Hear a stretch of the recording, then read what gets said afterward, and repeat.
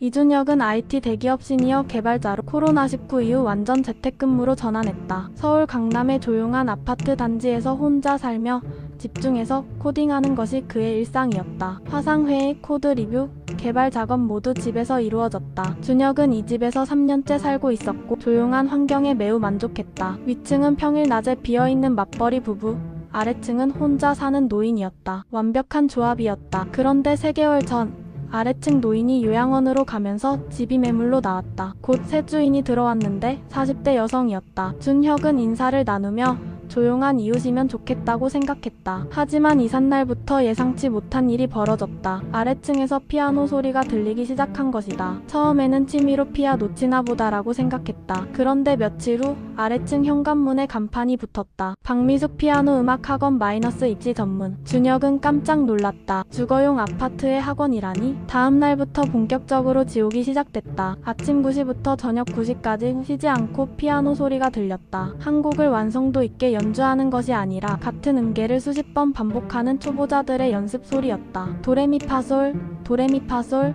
도레미파솔. 준혁의 정신이 서서히 갉아먹혔다. 코딩을 하다가 집중력이 떨어지면 버그를 발견하지 못했다. 화상회의 중에는 배경음으로 피아노 소리가 들려 동료들이 준혁씨 어디서 회의하세요? 라고 물었다. 한 달을 참은 준혁은 아래층 초인종을 눌렀다. 박미숙 원장이 문을 열었다. 단정한 차림의 부드러운 인상이었다. 안녕하세요. 위층에 사는 이준혁입니다. 혹시 여기서 피아노 학원을 운영하시나요? 아, 네. 제가 20년 경력 피아노 강사거든요. 입시 전문으로 가르치고 있어요. 미숙은 자랑스럽게 말했다. 그런데 여기 주거용 아파트라 학원 운영이 불법 아닌가요? 그리고 소음이 심해서 재택근무하기가 힘들어서요. 미숙의 표정이 굳었다. 불법이요? 저 정식으로 신고한 개인 음악 교습소예요. 합법입니다. 그리고 최대한 조용히 하려고 하는데요. 아이들 가르치는 건데 어쩔 수 없잖아요. 하지만 하루 종일 피아노 소리가 들려서 제가 방음 공사 이미 했어요. 더 이상은 제가 뭘 어떻게 하라는 건가요? 선생님이 예민하신 거 아닐까요? 준혁은 할 말을 잃었다. 미숙은 저도 생계가 달려 있어요. 이해해주세요 라며 문을 닫았다. 준혁은 관리사무소에 찾아갔다. 관리소장에게 상황을 설명하자 소장은 불법 영업은 구청 소관이라며 구청 생활경제과 번호를 알려줬다. 구청에 신고하자 담당 공무원이 현장 확인하겠다며 방문 날짜를 잡았다. 하지만 미숙에게 사전 통보가 간 것인지 방문 당일 아래층은 조용했다. 미숙은 오늘은 개인 사정으로 수업이 없어요 라며 문을 닫아버렸다. 준혁은 증거를 모으기로 했다. 한 달간 매일 아래층을 드나드는 학생 수를 세고 피아노 소리를 녹음했다. 평일 평균 12명. 주말 평균 8명의 학생이 드나들었다. 준혁은 네이버 카페 아파트 불법 학원 신고의 사진과 녹음 파일을 올렸다. 주거용 아파트에서 학원 운영 어떻게 해야 하나요?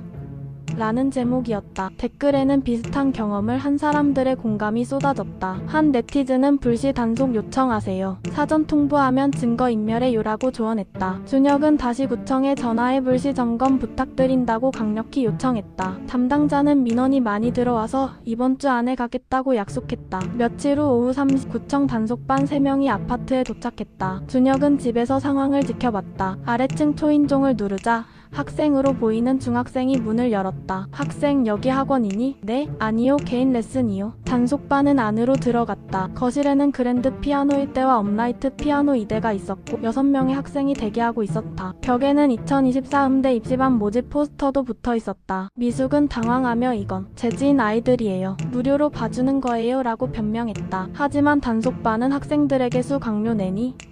라고 물었고 한 학생이 월 60만원이요 라고 대답했다. 결정적 증거였다. 단속반은 현장 사진을 찍고 학생 명단을 확보했다. 미숙은 과태료 300만원과 학원 폐쇄 명령을 받았다. 준혁은 드디어 끝났다고 안도했다. 하지만 기쁨은 오래가지 않았다. 일주일 후 미숙은 현관 간판을 떼고 박미숙 개인 음악교습소라는 작은 표지만 붙였다. 개인 교습소는 교습소 신고만 하면 합법적으로 운영할 수 있었다. 피아노 소리는 전혀 줄어들지 않았다. 준혁은 다시 아래층을 찾아갔다. 원장님, 여전히 너무 시끄러운데요. 방음시설 좀 더 보강해 주실 수 있나요? 제가 이미 200만원 들여서 방음 공사했어요. 더 이상은 못하겠어요. 그리고 개인 교습소는 합법이에요. 구청에 다 신고했고요. 하지만 재택근무하는 사람 입장에서는 그거야 선생님 사정이죠. 제 돈으로 왜 추가 공사를 해요? 선생님이 이사 가시든지 카페 가서 일하시든지 하세요. 준혁은 분노가 치밀었다. 합법이라는 방패 뒤에 숨어 이웃에게 피해를 주는 것이 정당할 수 있는가? 준혁은 층간소음 측정을 의뢰했다. 한국환경공단 측정기사가 3일간 방문해 소음을 측정했다. 결과는 주간 평균 70dB, 최고 78dB였다. 환경부 기준 주간 소음 55dB를 크게 초과하는 수치였다. 준혁은 이 자료로 환경분쟁조정위원회에 조정 신청을 했다. 조정 기일에 미숙은 변호사와 함께 나타났다. 미숙 측 변호사는 주장했다. 피신청인은 합법적인 개인 교습소를 운영하고 있습니다. 교습소 신고증도 있고 사업자 등록증도 있습니다. 낮 시간대 영업활동은 당연한 권리입니다. 조정위원이 물었다.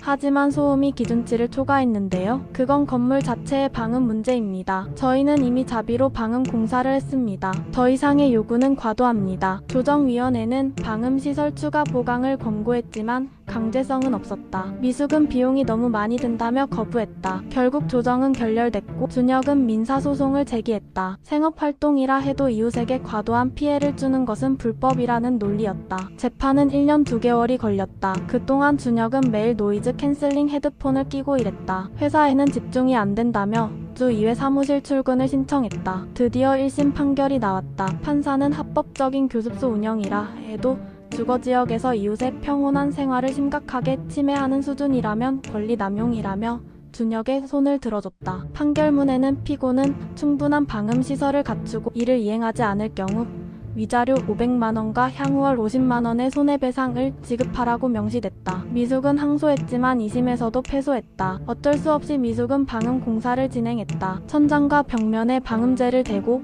피아노 밑에 특수방음 매트를 깔았다. 비용은 800만원이 들었다. 공사 기간은 3주였다. 그 3주 동안 드릴 소리, 망치질 소리, 인부들의 고함 소리가 끊이지 않았다. 준혁은 이것도 층간소음 아니냐고 항의했지만 공사는 합법적 시간대에 이루어졌기에 어쩔 수 없었다. 준혁은 그 3주간 매일 카페에서 일했다. 카페 음료값만 해도 50만원이 넘게 나왔다. 드디어 공사가 끝났다. 준혁은 기대감을 갖고 집에서 일했다. 확실히 소음이 많이 줄었다. 60% 정도는 차단된 것 같았다. 하지만 여전히 피아노 소리는 들렸다. 준혁은 다시 측정을 의뢰했다. 결과는 평균 60dB였다. 기준치는 초과하지만 이전보다는 나아진 수치였다. 준혁은 미숙에게 아직도 시끄럽다고 연락했다. 미숙은 800만원이나 들여서 공사했는데 뭘 더 어쩌라는 거냐며 전화를 끊어버렸다. 준혁은 변호사와 상담했다. 변호사는 추가 소송 가능하지만 법원이 충분한 조치를 취했다고 판단할 가능성도 있다고 했다. 준혁은 고민 끝에 추가 소송을 포기했다. 대신 회사에 완전 사무실 출근을 신청했다. 재택의 자유를 포기하는 것이었지만 정신건강이 더 중요했다. 6개월 후